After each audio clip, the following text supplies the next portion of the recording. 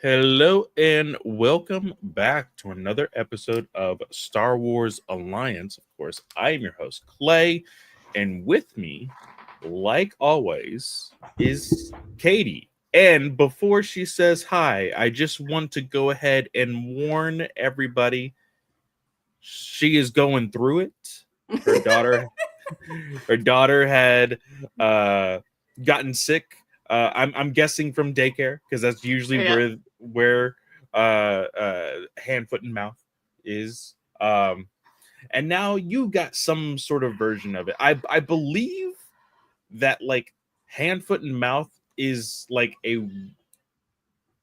some sort of version of chicken pox. Yeah, that's what I Um, feel like it is. Yeah. So the good thing is, once you have it, you won't get it again. Well, so there's three different viruses that cause hand, foot, and mouth. So once you get all three, you shouldn't have it. I never had it Oh. as a kid. So, and Matt has the immunity system of an immortal being. So oh, it's a whole thing. It's a whole thing. I'm very jealous. Um, Like me, I'm over here getting 38 shots in my head today. Botox treatment, by the way. It was Mm. intentional. And he's just like, oh yeah, I'm good. I'm chilling. Like, I wore a mask to get the Botox treatment. I called my doctor's office, like, had the whole thing. It's like, I'm not showing any symptoms yet. And of course, I start showing symptoms as soon as I leave. So, yeah, no. Yay! But not really. Um. So we, of Hi, course, have everybody. Because we said all yes, that yes, before I was supposed to say yes. hi. Um, we are going to be talking some news, some rumors. We are going to be discussing a new galaxy map that Star Wars has. I have questions. You'll have questions. I can hopefully answer them. I think you technically already have, but because you shared the post and I was like, what in the world? But it's a fun little discovery. We'll talk about that. And of course, our main topic tonight is Young Jedi Adventures Season 2 Part 2, which did debut in Back in March, March. but we've had a very busy schedule. And so we are just now getting to it.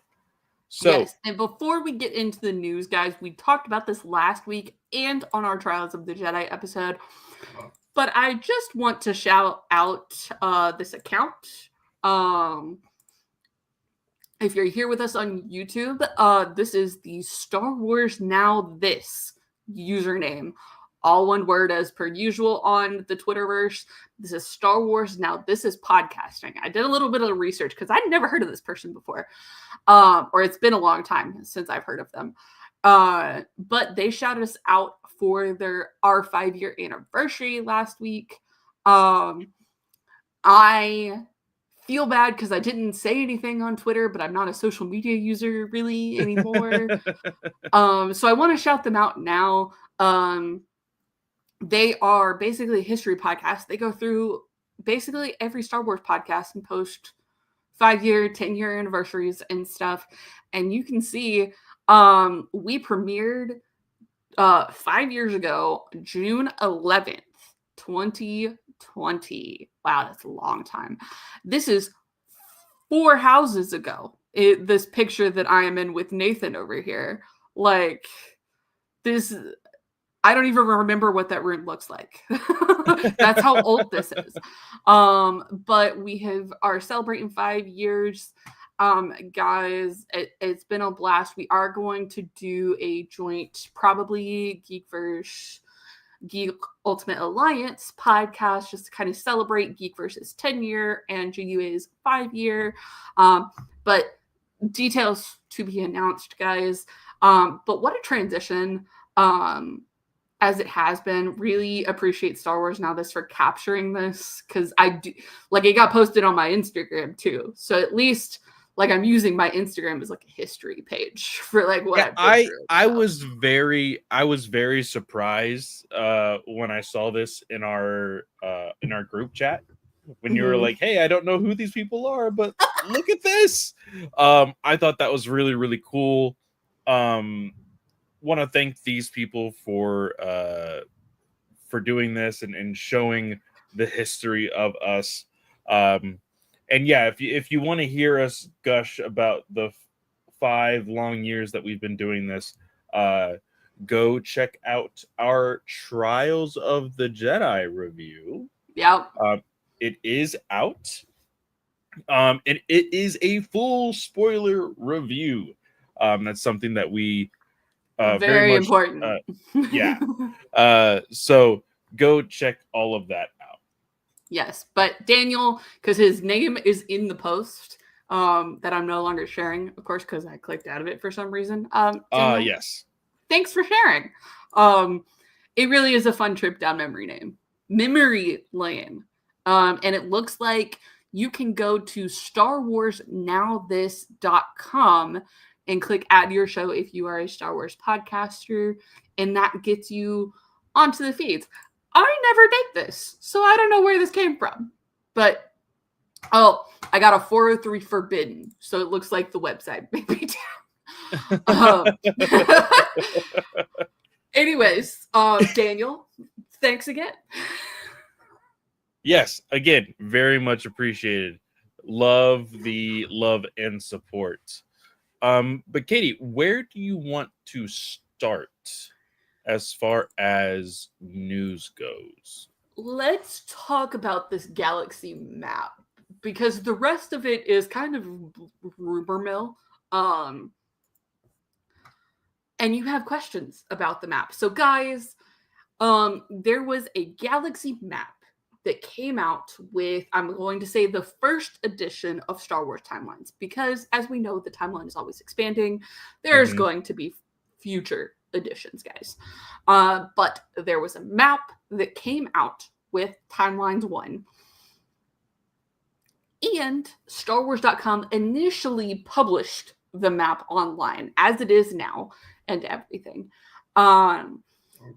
But they took it down. Jason Fry posted this to his Substack, which I need to follow. But he posted it. He said there's going to be a great effort to keep it up to date. It's very traditional. You can see the letters of the alphabet on the horizontal axis. And then on the vertical axis, you have, I think it's 1 through 20 on here. Yeah, 1 through 21. So that tells you kind of which square you're in and where, like, you can go locate the planets that way. There is a full appendix, guys. This appendix is 59 pages long. There's work into this. But that appendix has the planet name, the sector, the region, and where you can find that on the map. So like one of the updates that they made was actually taking Camino off the map and marking it along with Peridia as, quote, extra galactic. I don't know what that means. But it intrigues me because did you just put it on there because you truly aren't sure where it is because there's never been like a canon reference to like what sector, what region it is? But then you have Aten, which leads to your question, Clay. Yeah. Oh, wait, hang on. So, Let me finish the Camino thing first. yes. So Camino, we know, is near the Rishi moons. Rishi is in sector, or I'm not gonna say sector. It's in the cube S15. So it is close to the boundaries of known space. But there's your reference point, kind of, for if you would like to imagine where Camino is. That's what you can do. Yes. So, somebody pointed this out on the Twitter because you and I don't have time to go through this map cube by cube and figure out what's next to each other. Aten and Dathomir are right next to each other on this map, basically. Like almost touching. That is how close they are. I'm actually looking at it right now. And my big thing is you had said, oh, well, there is enough space between them because, again, guys, this isn't actual size. This is Correct. literally a galaxy. You said that there was enough space. 1 square, guys. I'm looking at the key on this. Sorry, this is important. 1 square equals 5,000 light years. Yeah. So you could still have to make a hyperspace jump. Yeah, that is true. That is very true. My thing was, and I would have to go into a lot of this to see if there's other planets around at Aten and Dathomir, because my big thing is at Aten was hidden, quote unquote hidden. But at the same time, it wasn't so hidden because there was a literal gas storm hiding the planet. You would think if Dathomir is within the known region of the galaxy, how the hell did nobody find at Aten? You would be surprised. So at Aten and Dathomir, guys, for reference, is in N6 on the galaxy map. If you wanted to follow along with us. So you would think, but remember, like, some of these planets had not been discovered yet in the High Republic era. And you could literally be staring at it and go, I don't know what planet I'm looking at. So to me, this makes sense. That gas storms, because remember the other thing with oh gosh, what's the plan? Kessel Run. The Kessel Run in 12 parsecs. Remember, nobody had ever made the Kessel Run in 12 parsecs because they hadn't gone through the gas storm. Going through gas storms and everything requires a lot of risk.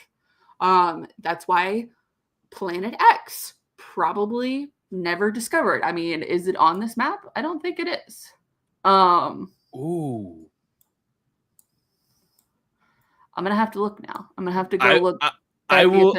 I think it would be very. Oh well. You know what? I can't say that. I can't say that. Is that too much of a spoiler? Well, the book has been out, but it hasn't been out for 2 weeks yet, and I think that is like the rule for spoilers. Yes, but, like, you are right. But Planet X is known to also be a quote-unquote hidden planet. I think it would be a little fun if they intentionally left out Planet X. Yeah, it looks like it's not on here. Just in case people were curious. Yeah. So there's a lot of fun to be had with this, guys. Remember, there's 59 pages of planets. Yeah, there's 59 pages, and the 59th page is not filled in. So really, it's like 58 and a half pages, and there's a lot of planets per column on this. There's 2 columns, and there's a lot of planets per column.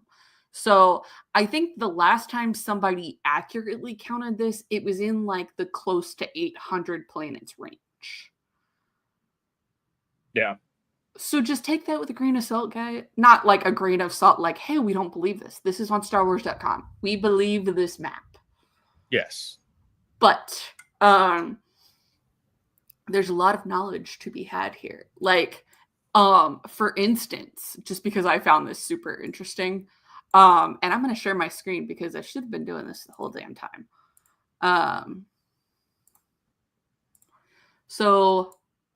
It zoomed out.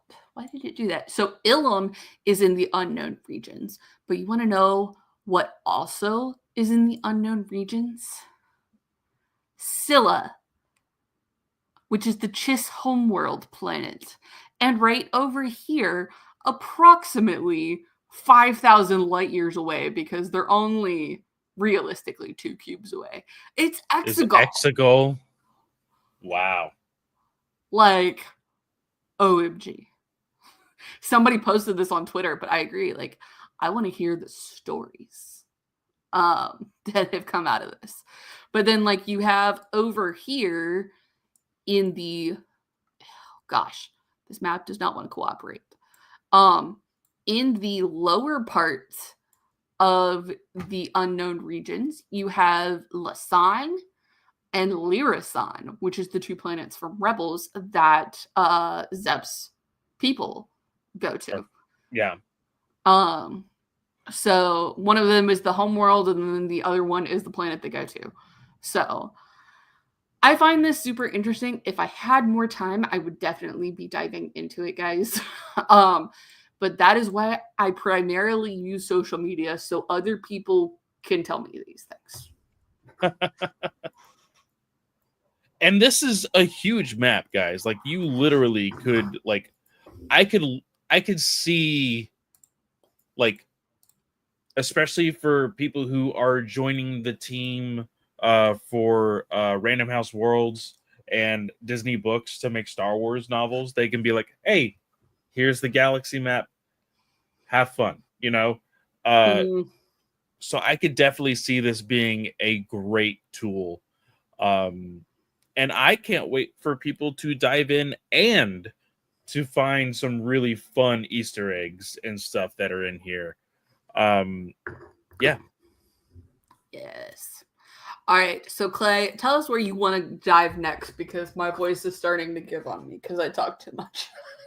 So,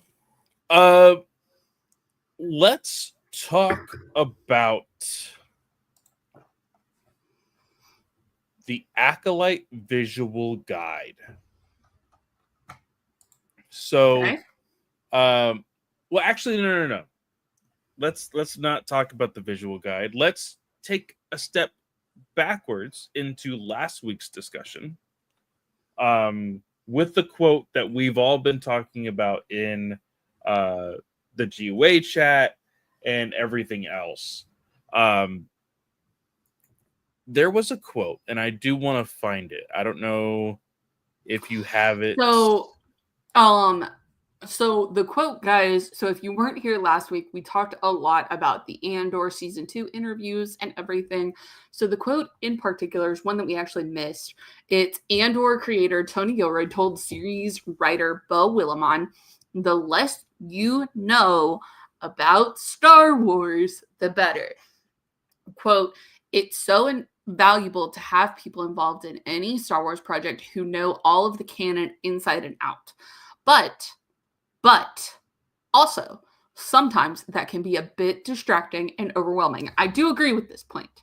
When you have a know-it-all like Dave Filoni, for instance. Yes. Sometimes the connections can all be very overwhelming. So, someone like me who's able to not be distracted by some of that stuff, hopefully was value added. A lot of people were very like, hey, I like this, hey, I don't like this. I'm kind of in between, because if you are on the outside looking in, you can see, the value of Star Wars, the big IP. Oh, but it's missing something. It's missing this. People that are stuck in Star Wars will not see that. So I think Gilroy having that perspective helped 100%. Mm-hmm. But I also think Leslie Headland, who, and I know you agree with this, I'm just jumping off what you said. Leslie Headland, who said this probably 3 years before the Acolyte ever came out. It was in that big publication with Variety where they had Pedro Pascal, they had Diego Luna, they had Ahsoka, they had Rosario Dawson. Like, Leslie Headland had a quote in there talking about her writer's room and was like, I've brought people in who have no idea what Star Wars is. I interview them and everything, and they don't know what show they're interviewing for. And then I go, hey, you've got the job. You're writing for Star Wars. And they're like, I've never seen a Star Wars movie in my entire life. And she's like, that's a good thing. Like, Yeah. And that's basically, like, you have to look at this from Tony Gilroy, who's been in the business for a while. He says things a lot more eloquently and probably PR related than Leslie Headland, who has been in the business, but is also used to being the underdog. And like, she has said it more eloquently since. And Dan, who tweets from S Centralized on Twitter, is the one who brought this to my attention. And that's the tweet that I shared in like all the chats and everything. And he said, and people practically crucified Leslie Headland for this. He actually didn't like the Acolyte. He thought it was poorly executed. But this is the thing, guys. He is calling attention to it because he knows that the critiques came for Leslie Headland before her show even aired when she said this. Yeah. People, I'm not saying you, people didn't give the Acolyte time to marinate. They just said, oh, there's a gay director who's the showrunner for this, and she's hired a black woman to be the star in this. I don't like this. Yeah. That's all this is. Yep. And I agree with both showrunners, to be clear. I don't hate Tony Gilroy for saying this. But like I was saying, the reason why I'm in both parties of, oh, I like this and no, I don't like this, is because of the reasons you were saying. He is able, because of the success of Andor, to have this quote confidently after the fact, right? But the thing is, continuity is important. The events of the universe that you're playing, the sandbox that you're playing in, it is important. The smallest detail, whatever. Hey, Gorman. It played a huge part in this season. Absolutely. Without the history of Star Wars, Gilroy wouldn't have been able to use that. Like, it just wouldn't, like, you know? So I think people do need to legitimize the phrasing of take it with a grain of salt whenever somebody new is jumping into Star Wars and they're wanting to put a new spin on the genre. Because just like we said, Star Wars is a genre. Yeah. I 100% agree. So, from there, let's go ahead and take a look at what I was going to bring up next, which was the Acolyte Visual Guide expands on Darth Plagueis and the Sith in canon and ties into James Lucino's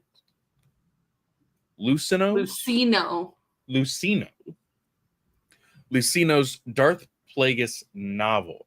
So, Katie, how do you feel about this?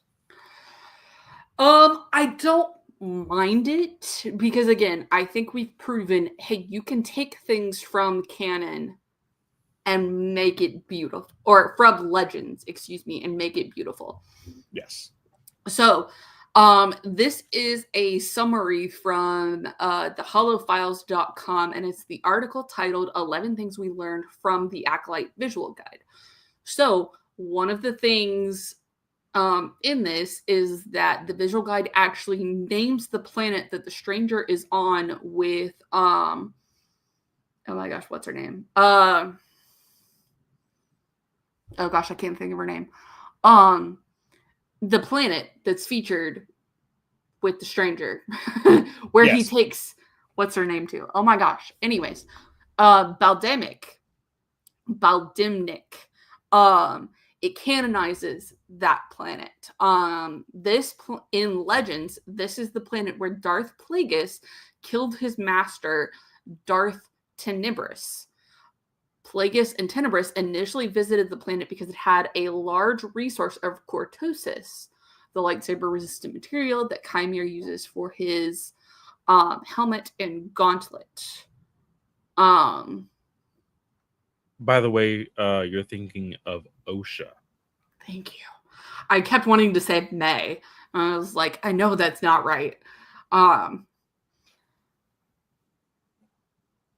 It confirms that the Sith were conquerors initially, and the Republic defeated them, which is another thing. This statement in the visual guide is also in conjunction with Star Wars 2020 number 20, where Elzar Mann makes an appearance in the planet with like the memories held of the people. He said to Luke Skywalker, "This is what the Order was for me. A golden age, about 8 centuries after we ended the rule of Sith Lord Darth Bane." So that kind of gives you a timeline for where Bane appears 800 years before Phase 1 of the High Republic. Yeah. It also says that Chimere has history with the Hutts, and that potentially Chimere is actually older than he appears, because one of the potions in the storehouse is a rare Nori Inkle from Boothie 4. The book goes on to say that the custom tank in the storehouse houses a rare Nori Inkle from Boothie 4. The Nori Inkle has its fins secrete an oily serum that revitalizes aged skin and eliminates wrinkles. Skincare. Who knew Chimere had it?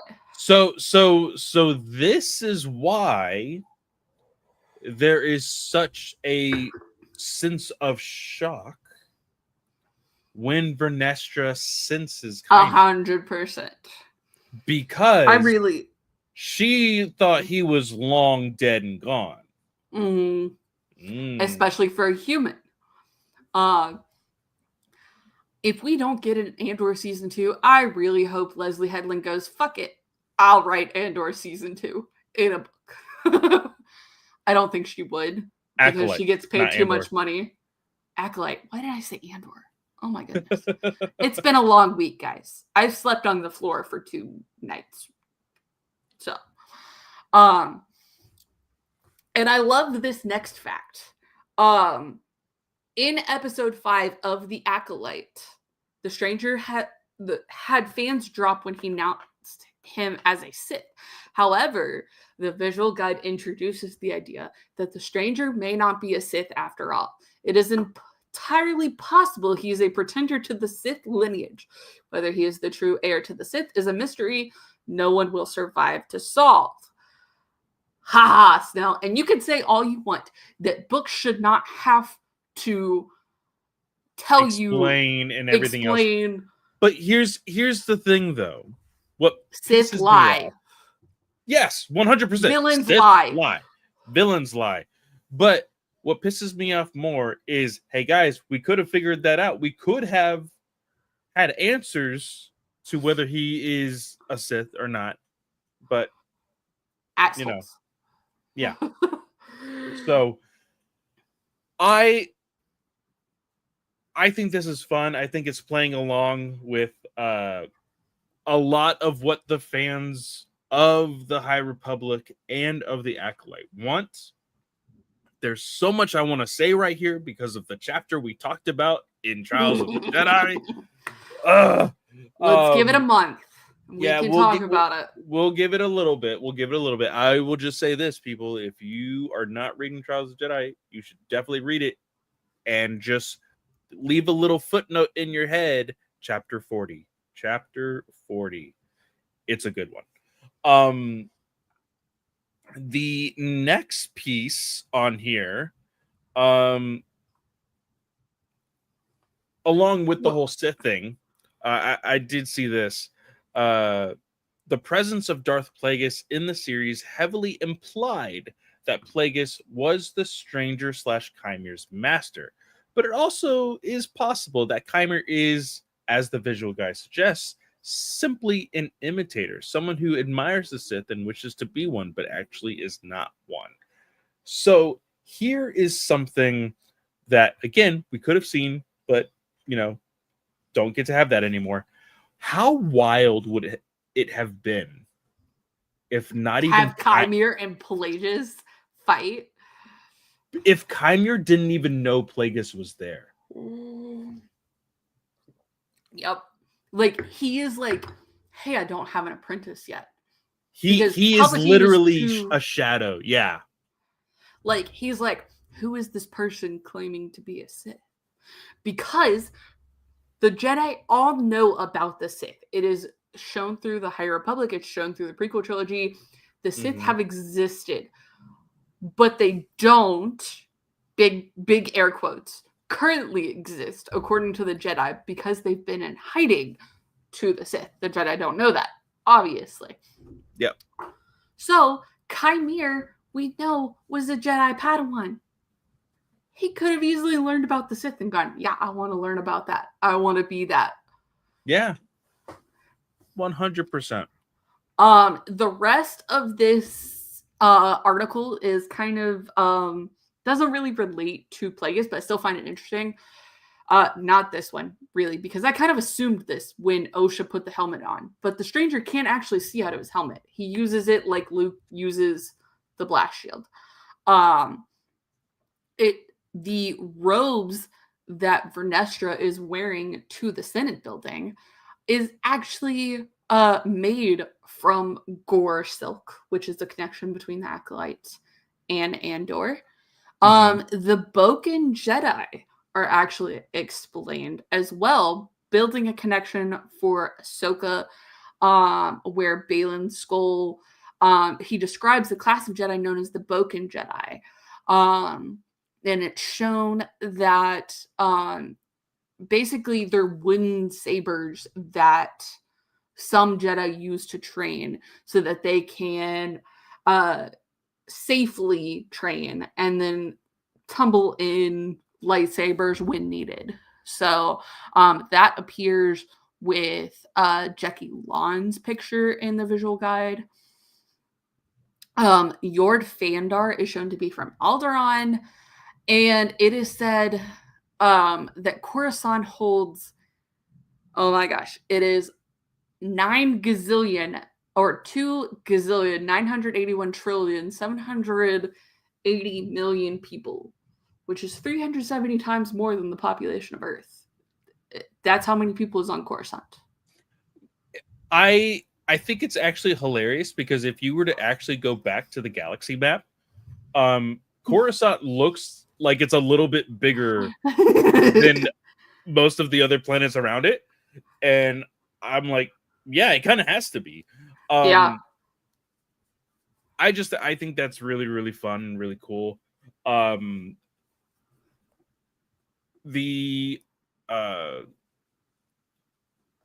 What did you feel? I don't know if you've read this part yet, but it does say that Osha's profession originates from the Hutts. It says here that mechanic is a Huttese word for a profession. They originated long ago, cheap labor as starship mechanics in exchange for lodging aboard a host vessel. The Hutts, ever eager to demonstrate superiority, took pride in the number of thralls they had under their command, willing to risk life for their whims. I think this makes a lot of sense. We know the Hutts have built a very big black market trading Yeah, realm for themselves. It's even listed as a section on the galactic map of all things. Um, so I feel like this makes a lot of sense. I also Mickey 17 is available on HBO Max, Max, whatever they want to call themselves now. But it's like a very similar principle. A lot of times people are willing to trade labor for travel. yeah, So I think this makes a lot of sense in Osha trying to find herself in this realm where she doesn't know where she belongs. It's a job that allows her to go wherever she pleases, kind of thing. yeah, yeah. How do you feel about it? I think this is fun, but also I think that this also speaks to the, like you were saying, What the fuck? I'm what happened? sorry. This is totally unrelated to Star Wars. The Hollywood Reporter. Sorry, guys. This is Oh, very shocking for me. yeah, I just Uh, saw it. Denny, I don't know how to pronounce his last name. The Dune Vi- director, yeah, Villeneuve. Vil, yeah, Villeneuve. Like, there's people say it differently. Sorry, he's going to direct the next James Bond movie for Amazon MGM. I didn't That's really see that happening. I'm really surprised he is. Now, I do believe the only reason why he would do this is if they did some sort of contract for theatrical release. I don't Oh, yeah. believe I don't believe he would have agreed to it without a theatrical release. Especially after Warner Bros. With the Max release and everything. Yeah, Yeah, yeah. 100%. Sorry, Um, totally unrelated to Star Wars news, no, guys. But like, but I was like, what? that's a big name too. That is really shocking. No, but like you were saying, I do believe that this holds like the fact that like the Huts hold so much within the known galaxy Mm-hmm. to the fact that like slang is being used in a like almost professional fashion Oh yeah, throughout the galaxy. I think speaks volumes to how big of a quote unquote empire the Huts have. So I think that is really, really cool. Um, and again, I think it's cool because it shows the inner workings of class within a very broad galaxy. yeah. So that I think that's why it's so cool. But yeah, that's on this Hollow Files. That's kind of the last thing that it kind of highlights. Again, guys, this is the Acolyte Visual Guide. This is something that I currently don't own, but with these little snippets, I think I might actually go out and Yeah, this will be a purchase for me like once the price comes down and once I move. Because yeah, like we're under contract right now, guys. So I'm avoiding buying like big book purchases, but like keeping enough to keep my can shelf up to date with the hardcovers because that's yeah, important to me. Um so like I haven't bought Ahsoka season 1 trade paperback because I know that book's going to be around for a hot minute. So, yeah. yeah. Okay. So, the next bit of news, guys, comes from Daniel RPK. So, big rumor mill. But first, I have to go to the bathroom. Yep. Go ahead. So, All right. 39 minutes. 39 minutes.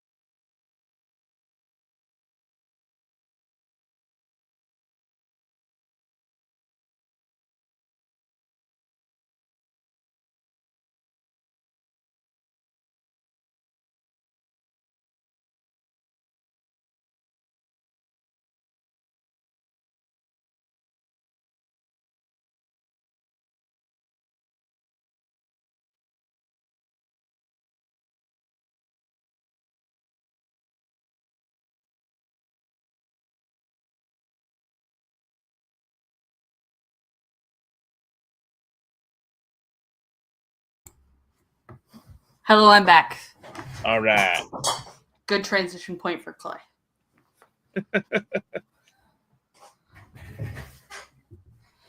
Okay, so the next bit of news, guys, like I said before the break, it all comes from Daniel RPK. So it's giant.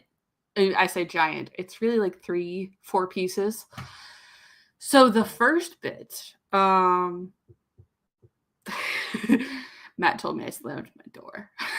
I hope I didn't wake her up. Oh no. She went to sleep so good tonight. I'm sorry.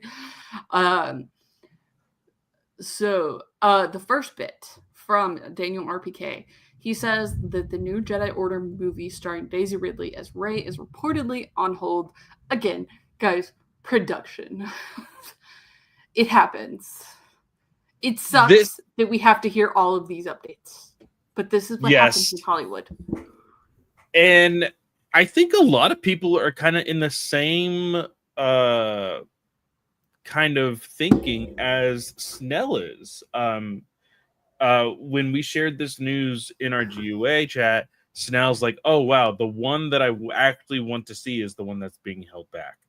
I think people do want progression. They want to move forward. I am a really big nerd whenever it comes to my fantasy worlds that I get into. So I like the backstory. I like the history of it all. So I do still love the idea of Dawn of the Jedi. But with where we left off with Rey Skywalker and, I really did feel like the lack of a true, real performance from Daisy to really stand on her own, we never got. And so, like, there's a chance to get that, and it just keeps getting pushed back. Especially with the first female director for Star Wars on the line, for a Star Wars movie, to be precise. Like, we had Patty Jenkins up for grabs, and then her movie's on hold, and now this one's on hold. And now, granted, Star Wars movies are always on hold. Again, you don't get this stuff if it's not an IP. Yeah. Like, the only reason we have this, guys, is because it's one of the top 4 movie franchises. Like, it is what it is. So, the other bit of this is, like Clay said, the Dawn of the Jedi movie seems to be moving forward. James Mangold didn't have another project associated with himself after his movie that released this past December. With oh my gosh, it's the Dune kid. Paul. Charlemagne? Yeah. Timothy Charlemagne? Chalamet. So he didn't have another project. So James Mangold's movie moving forward absolutely makes sense at the end of the day. It just sucks for Rey. It sucks for Obaid Chinoy, the current director on the movie. I would just love to see that progress. So yeah. Go ahead. Well, I was gonna say, do you want to hit the next one, or do you want me to? Go ahead. Okay, so technically, in the timeline of us receiving these, the next one is Dakota Johnson is reportedly being eyed for a major role in an upcoming Star Wars project. Of course, this is coming from Daniel RPK again. I shared. I wanted to smack you so hard. Don't get me wrong. I think Dakota Johnson has done incredible in some of her projects. I think her agent makes bad choices for the scripts that she gets sent. I have quickly realized, because this was actually another conversation that was going around in the GUA chat, that I have not seen, like, I'm pretty sure 99.9% of Dakota Johnson's movies. I just know of her. I'm sorry. So I will call this one of the first dates that Matt and I had. And this is because my mom doesn't listen to this podcast that I'm saying this. He actually wanted 50 to watch, Shades? yeah, the 50 Shades movies. That's hilarious. So we watched all 50 Shades movies before we went to our technical first date, which was The Last Jedi. So that was why I laughed so hard, is because every time that comes up, I just can't help it but laugh. Like, what the fuck? But according to Snell, she, like, as long as it's not a high budget, good, like, marketed movie, as long as it's not that, she's good. She's good in all of her B movies. But it's when they put her in the spotlight is when she is not so great. Now, speaking from I don't even know how to put this. I did think she did well in 50 Shades, which I would consider A class, because a lot of people were like, "Ooh, movie adaptation," aka porn. Like, so I would consider those A. I thought she did well in those. There's been other movies where I've been like, but like you said, Bad Times at the El Royale, I loved that movie. Like, I bought the DVD for that because I loved it so much. I haven't seen Madam Web yet. I know that, like, I still haven't seen it yet. I like, and I'm just waiting for an opportunity for me to be like, hey, I want to waste time and not spend any money and just hope that it's already on a streaming platform. It is on Netflix. So I think Matt and I will actually be watching that this weekend. Oh, wow. Okay. So yeah, I did share a post of somebody saying, I have a theory, and it's literally a picture of Dakota Johnson juxtaposed right next to a portrait of Mara Jade. I need to get real close to my mic for this. I do like Dakota Johnson. I don't think she's Mara Jade. Thank you for your time. I will take no questions. Well, for one, a little bit of an age gap between Mara Jade and Luke Skywalker, if that's the case. I mean, yes, technically, but like, Mara Jade supposed to have grown up with the Empire, basically. Like, he raised her as a child to become his assassin at the end of the day. Now, I don't know if that's like while he was a senator, while he was chancellor. I don't really know. I'm curious now, because I know Legends has her exact birth year on it. So let me pull that up real fast. Oh, come on, Wikipedia. You can do this. Born 17 BBY. So she is 2 years younger than Luke Skywalker. Luke, yeah. So I don't consider that too much of an age gap. Obviously, if she were to play alongside Mark Hamill, that's like insane. That's more of what I meant. But I'm saying that to say this: if they wanted a Luke Skywalker alongside a Dakota Johnson, Mara Jade, they would need to recast. Sorry. Correctamundo. But I could, like, see, this is where we get into our conversation about genres.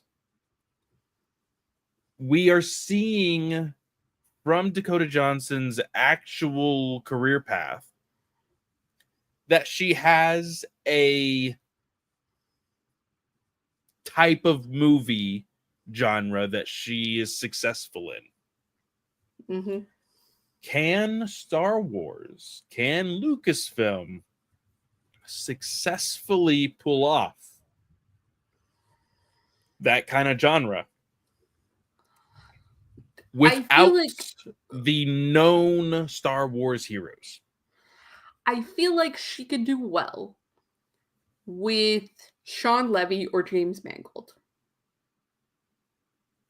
Yeah. Knowing their type of movie, I feel like she could do well. Mm-hmm. I don't know if it's anybody else. So I feel like she will be dressed up in some kind of alien. Like she'll probably be a Twi'lek. I could see that. Because they want, and this is just the sad thing about executives, they want to capture the elements of people's heyday, which is why you hear some people are like, I don't want Hugh Jackman in this. He just looks like Wolverine. Like you cast some people for their prior roles. And in this case, I could see them going Twi'lek just to try and capture sex appeal. I could see Twi'lek, but random thought, and I don't even like it myself. Asajj Ventress. Yeah, I thought so. Yeah. No, like for the podcast listeners, I'm shaking my head no. Yeah, no, like as soon as you said Twi'lek, I was like, but there is Asajj, and I can't see it. I can't see it. No, I don't. I also don't. I would see Asajj being more used in like Ahsoka season 2 versus like a movie live action wise. Mm-hmm. So I don't think she would go to TV show for Star Wars. I would say movie, 100%. Yeah. It'll be very interesting to see if she actually accepts the offer. There hasn't been anything. Of course, this is just Daniel RPK saying, hey, she is being considered for a role in this project. Yep. In a Star Wars project. They don't even list what project. Yeah. But that does lead us to our last Daniel RPK, which may also lead us into a different episode, because I asked a question in the Star Wars Alliance chat, and now I kind of want to plan a Suicide Squad team for Star Wars. So Daniel RPK is saying that Jude Law from Skeleton Crew will reportedly return for other Star Wars projects with an S. Projects. Which we had talked about this when he was first cast with the Dave Filoni Heir to the Empire movie that we're calling it. Because you really don't cast Jude Law and go, oh, you're only going to be in TV shows. Yeah, so you're a one and done. Like you can't tell that to Jude Law. No, you can't. So I could picture Heir to the Empire. I could also see this trilogy, because I didn't put that on the list for some reason, that Daniel RPK also says that Mandalorian and Grogu is going to spawn its own trilogy of movies. Which I don't really have a lot of thoughts on that, because like you would hope that it would build more movies. I don't know. Mm-hmm. So I could see him making appearances in that, but I could also see if they wanted to go, hey, this Suicide Squad team is going to go into the Imperial Remnant and try to shut it down. Maybe after like the Alphabet Squadron and stuff. I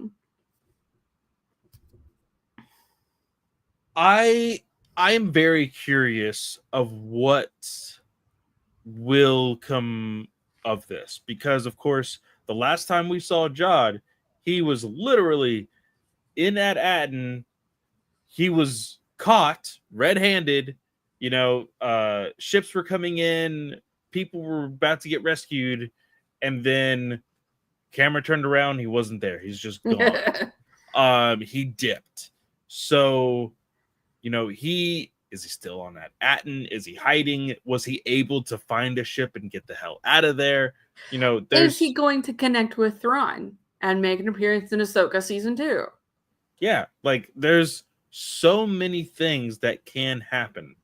And for the fact that he is a force sensitive individual does open up a lot of possibilities. Correct. Yes. So it's not just this like, oh, we have to stay in this pocket of like, oh, he's a pirate, he is just wanting to do all this for himself, blah blah blah. He could be thrown into a much bigger event that he may not even want to be a part of. Correct. Just for the fact that he is a force sensitive individual. So I think that brings up a lot of great possibilities. But yeah, I'm really interested. So pitch me this idea that you have, because I didn't really understand what you were talking about when this announcement came. So, like, what if he's been captured by the New Republic and he's just not relevant to the end of the episode for Skeleton Crew kind of thing. So he's been put in prison by the New Republic. Mon Mothma, we know, does not want to have a military. But what if she's willing to have a secret team? We could see potentially the new Dr. Aphra series is happening after Return of the Jedi right now. What if Dr. Aphra leads the Suicide Squad team with all these people that have been jailed by the New Republic, like Jod, like Hondo? I would be down. Because I did say, as soon as you were like, oh, if there was a Suicide Squad of the Star Wars universe, who would be on that team? Hondo would 100% be. Yes. So I would totally be down. I think that's really, really fun. Because you could totally get really wacky with it. And I think that would be the best part. But we'd have to stick to a timeline because we'd want it to be legit if these people go on missions. Yes. So, Like I think that it can be legit, but I do think because of the nature of Star Wars, you could genuinely almost have a James Gunn Suicide Squad feeling without the necessary like rated R like contextualize of Suicide Squad, you know? So I think you could still have the humor, you could still have the violence, you could still have the quirkiness of every character. Yeah. And I think it would actually work really, really well. Lando Calrissian as Rick Flag.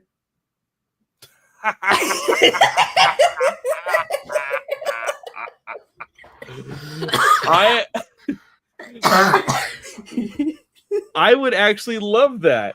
I think that would be so fun. Well, okay, so here's the only problem though. Like he's a Rick Flag that also is, you know, a little bit of a slut? I mean, yes. But he's also kind of a quote unquote criminal himself. Of course, he's changed his ways after all the years of being with the rebellion and everything else. But like, so you would say he would be like the Miss Frankenstein in like Creature Commands. I would almost see him as a Bride of Frankenstein character. Yeah. We'll have to play with that. That's it's such a fun concept. It really is. It really, really is. So I like that. I like that a lot. Is that the last bit of news? I do believe that is it. The only link I have up after this is the Young Jedi Adventures wiki page. Yes. So, guys, we are off to our main topic. Young Jedi Adventures Season 2, Part 2. Katie, did you watch the entire thing? I did, because Mara has been home all week and I've had the TV on. Like, we've played Frozen, we've played Moana, we've played Miss Rachel. All of these things so I can try and work and entertain a sick toddler. I think Matt has done a better job of limiting screen time, but also I'm like, we are a big movie family. Matt and I fell in love over movies. Like, yeah. So at some point, I want to have her start watching movies. Yeah. So with Amber Lynn, I will be completely transparent right now because she's a little bit of a gremlin right now. and she is like demanding TV. She is like Mhm. Bluey now, or She, Cars 2 now. So she hasn't fallen in love with Bluey yet, thankfully, I think. But like I turned on the TV this morning and she goes, "Hi," and just that's sits there and waves. And I'm like, that is adorable, but also scary. Like, so we have been uh really fixated on literally doing everything the opposite of what Amberlyn has been asking, because we're like, hey, it's not all about you, you're not the center of the universe, I love mhm. you, but we just can't just always do what you want to do. Because I turn on this, and like as soon as she sees the opening scene, she's like screaming her head off because it's not Bluey, but then like 5 minutes in, she's like a zombie and just watches. Yep. So uh I only watched because, again, with my procrastination ass, uh I was sitting here the other day and I was like, okay, Star Wars Alliance is coming up. I should probably look at our schedule to see what we're doing. Oh, we're watching an entire half of a TV show, and they're still 2 days away from us recording. For the record, guys, it's like 6 hours, if that. Yeah, It's 11 episodes. I think technically it's like 5.2 hours. Like Yeah, it's not a whole lot. The I was average trying to give you a little episode more length, credit. yeah, the average episode length is, I think, like 26 minutes. Um, Yeah. I was able to watch like 5 episodes at work before I had to move my desk out into a much open area today, where my boss was literally sitting right behind me, and I'm just like, God damn it. So I had to watch as much as I could when I got home today, and I made it all the way past uh episode 19, Journey to the Braca Badlands and the Search of the Missing Dunos or Dunnels. Um You so missed the I Kevin Scott episode because Kevin Scott wrote Yoda Rescue. Oh, really? Uh huh. Oh no. Okay, so it's only 4 episodes. That's 2 hours. I could probably watch that tonight, actually, before bed. Yeah. Um, but like we always do with these episodes, guys, we want to go ahead and make everybody aware that we are aware that this is a children's show. We Correct. understand that not everything Star Wars is always for every fan, but we are two parents that love Star Wars and would like to get our children into Star Wars one day. And we think that this is legitimately a really good way to ease them into Star Wars. Oh yeah. Um, so with that, Katie, um, every single time we do these, we don't go episode by episode. We kind of talk about the Right. highlights, our favorite episodes, favorite storylines, things like that. So I'm going to give you the floor first, since you have seen the entire second half of this season. What stood out to you this second part of the season compared to the first? So I did go back to episode 12, which had, or it looks like 12 released with this group. So yes, it technically counts. So 12 I feel like was meant to be like the mid-season finale, and maybe they just didn't get it finished enough. Mm-hmm. Um but Unmasked, which is episode 12, kind of highlights like the big plot of the seasons where Kai is interacting with Cyrus and trying to figure out who Tabor is. And in this episode, he actually figures out who Tabor is, which is Cyrus, which the audience had known from the first half of the season. But we really actually don't see Tabor again until the back half of this part. So a lot of the episodes end up being some character exploration, like we get Nubs with a big Pubian. And he like starts to like figure out who he is and kind of thing. And Lisa, uh oh my gosh, it's the Pantoran, Lisa. I think it's is it Lysa or is it just Lys? L Liz. Y. It might be just Is it? Liz. I think it's Lys. LYS. I think that's what it is. Okay. So we get like some episodes with her exploring her animal connectivity. That's like the majority of this part 2 of the season. I do feel like we got some really good music with these episodes. And we also had a lot of fun action moments. Mhm. Not just like, oh, this is like stellar lightsaber choreography. No, this is like stuff to get kids entertained and go, oh, you spun the lightsaber around a couple times. Oh, that's so much fun. Like I want to do that kind of thing. It's a lot of cool kid-centric fights. Mhm. The fights where Kai and Tabor, particularly in Unmasked, I feel like are a lot of fun with like the moves they have come up together with. Probably my favorite episodes of this one is actually Unmasked because I feel like that was a really good episode.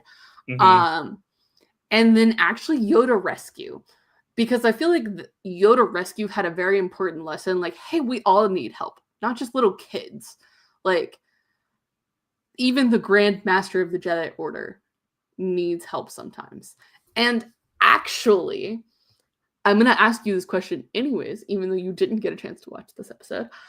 I feel like Yoda Rescue, basically, the kids are looking for Purgle songs to put into the Jedi archive on Tanu. Okay. And while they are recording the Purgle song, they come across a transmission from Yoda who says his ship has crashed. And that he was on a mission that he must continue soon. I And I think I know feel what like mission.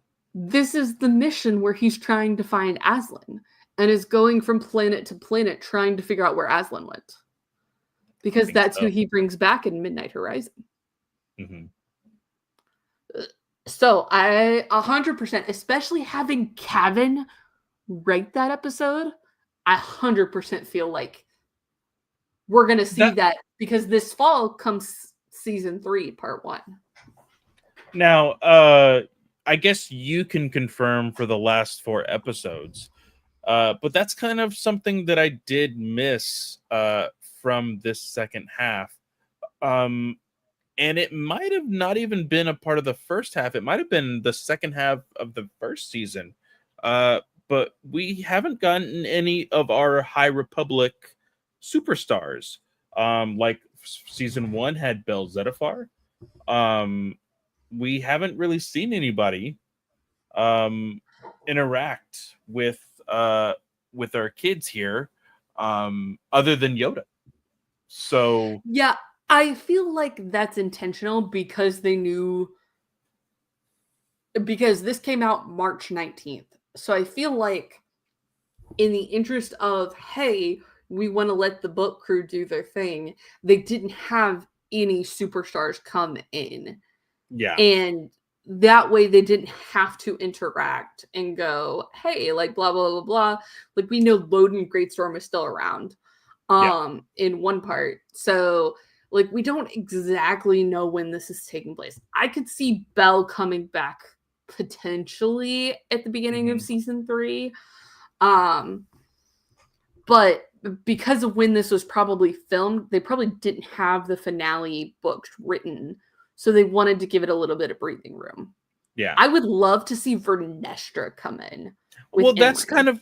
that's kind of what I was thinking, just because of we know the audience or the age group that they're kind of aiming for.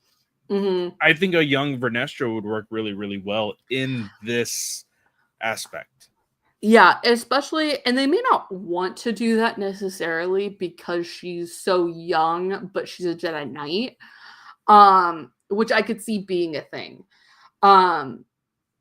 But I would like them to begin to make those connections and go, hey, we've already had this person in live action. What's the big deal with putting her in animation? Well, and I also thought, even while watching the first half of the second half, is like, wouldn't it be cool if we got like Keldo and Tep Tep? Like, Yeah. I think they would be perfect for these groups, for this Especially group of because they're Jedi. younglings. Yeah. Like that totally makes sense. And it's animated, so it would be super easy to draw the alien figures. Um, Hmm. because we really haven't seen a lot of like standout alien figures other than what's on Tanu and a couple of the other main planets, like the ice planet and stuff. Yeah. So I could totally see Keldo and Tep Tep making an appearance, but I would rather get Vernestra first. Is Yeah. that selfish? It's kind of selfish. I would be happy with either one showing up, to be completely honest with you. Mhm. But to go along with what you were saying prior, I think as of right now, Unmasked is my favorite episode of this part 2 of season 2. I still like, I did like what was the Puba problems. Yeah. I did like that one. It kind of taught Nubs to like, hey, you don't have to like pretend like you're like Mr. Macho or whatever. It's okay to ask for help and all these other things. You know, having that second part of like a Saturday morning cartoon lesson in there, I Yeah. did like that. But I really, really, really like the uncertainty of the relationship between Kai and Cyrus. Yep. I really love that because in, is it Upgraded? Is the second appearance of I can't remember if I it's the think so. Rainy Day Beast. I think so. Tabor makes 3 appearances. So he does Unmasked, another episode, and then the Battle of Tenur. Okay, so yeah, it is Upgraded then. Um in Upgraded is when we really see uh Kai Yeah, kind of it's had upgraded. enough. He's kind of had Mhm. enough. He walks off the ship at the very end, and he just has this like solemn look of like, oh, I've lost my friend. Yep. Um and just the emotional range between these two characters on a kids show. I love when they do this. Yeah. Katie, I know you're a really big fan of uh, Avatar: The Last Airbender. Again, Mhm. another franchise that was very promptly with the age group of young children. Still had a lot of emotional range, big heart stories, deep stories, serious stories, and I got a little glimmer of that with the conversations that Cyrus and Kai were having in this part of the season. Um, Kai is very nervous to bring up the fact that he found out that Cyrus's secret. With finding his very first training blade Mhm. and the mask. And every single time he saw him after that, he could see, he couldn't even see Cyrus. All he saw was oh shoot, what's the pirate's name? What does he call himself? His alter ego? Tabor. Tabor. All he saw was Tabor. Uh and then when they go back to the temple and like their master's like, oh no, like Kai, are you okay? You could just feel the weight that's on Mhm. Kai. Like I just think it's like so good how much storytelling they're able to do with absolutely nothing but the animation. I think that No, is great. it's so impressive. And Yeah. especially for a kid show, like you want, like yes, you want the basic, oh, teamwork makes the dream work Hmm. lessons and stuff, but you also want to allow those kids to feel, and especially I think nowadays it's even more important for parents to allow the kids to feel, like gentle parenting if you want to call it that, but like allowing kids to feel their own emotions and stuff, and so showcasing that on a young children's show is super important. Yeah. Yeah. Another highlight for me was the helpful harvester. Mm-hmm. Was another episode that I really liked. Raxlow Um, is so funny. I love his transition from like mainly villain to like helpful person. yeah, yeah. But of course, he still has the idea of, hey, I still need to get paid. I like Mm-hmm. money. Oh, I love people chanting my name. Like, oh, this is all for me. Uh, Yeah. so he's kind of in the gray area. But I also really liked the oh shoot. Is it Tino's fastest? Is that the racing one? Was that the pod racing one? Tanu's fastest. Yes. Yeah, sorry. Yeah, Tanu's fastest. Yeah. Because we have yet to talk about our pilot friend. Um, she is all Nash. Nash is always uh a building block, a pillar of this season of this show. Uh, I feel like I have seen less Nash in this part of the season, though. Yep. So that's one thing that I do miss comparatively to uh part one of season two, and all of season one. um Nash is a really fun character. I Mm-hmm. really enjoy her. um we get to see her moms again uh in this episode. uh and I love like the confidence and the lack of Mm-hmm. confidence that we see in this episode from Nash as well. um Yeah. I feel like this part two of season two had more episodes on Tanu, which was maybe why she wasn't featured as much because typically she's definitely there with off planet missions. But even like Yoda's rescue, for instance, she's not present there. Like the Jedi Padawans are in like the temple shuttle basically. So mhm. that is something to bring up and definitely curious as to why they chose to minimize her. I don't think it's because of her moms. I think her moms made more appearances in this part of the show than they have in other parts. So, Yeah, yeah, for sure. Is there anything else that you want to add? not really. I feel like we've talked about all of them. We these are always very simple reviews, guys. Again, like Clay said, we talk about the highlights. This is a kids show, so there's really like Nash is probably the only critique that we really have. Hmm. Um, but that's because we also recognize these are for kids. We aren't the target audience, but we can still have fun with them. Yeah, So, I still think this is a very fun show. Um, Again, I can sometimes roll my eyes at the Saturday morning, message that these episodes usually have, but sometimes they are actually really freaking sweet, and I'm like, yes, like this is what I want in a kid show. mhm. This is what I want Amberlyn to be learning from this kind of situation. So yeah, I really enjoy these. I do like that, although uh like you said, we did have a majority of these episodes take place in one planet. There was still a lot of different settings. You Yep. still got to see a lot of the galaxy. So that's really fun as well. 100%. So, Clay, where can they find you? Of course, you can always find me at Fanboy Clay on Blue Sky, on Threads, on Instagram, and on TikTok.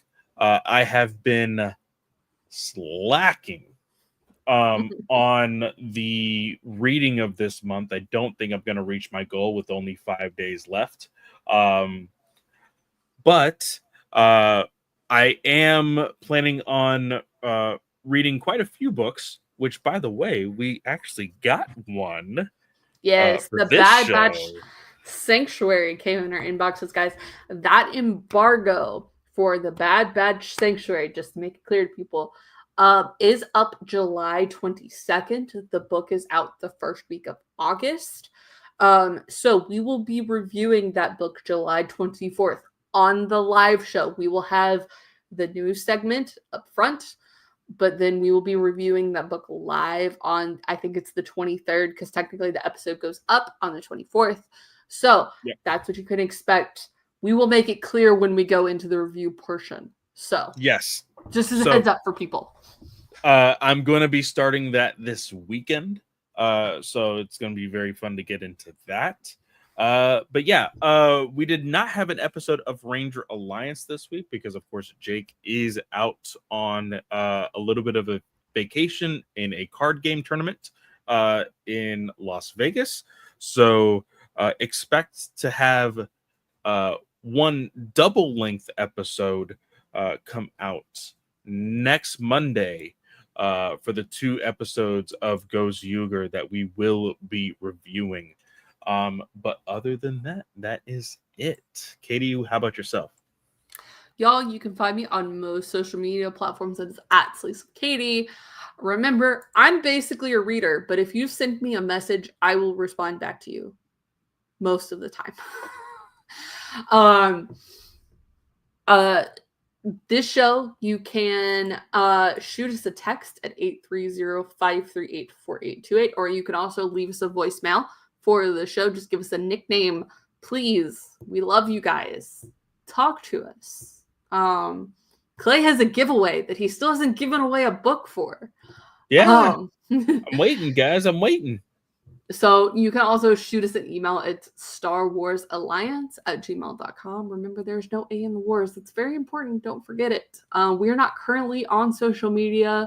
Clay and I keep talking, and the busyness gets the best of us. So with that, guys, I want to wish everyone a great day or night, whatever time of day you are listening or watching, and we will see y'all next time. May the force be with you.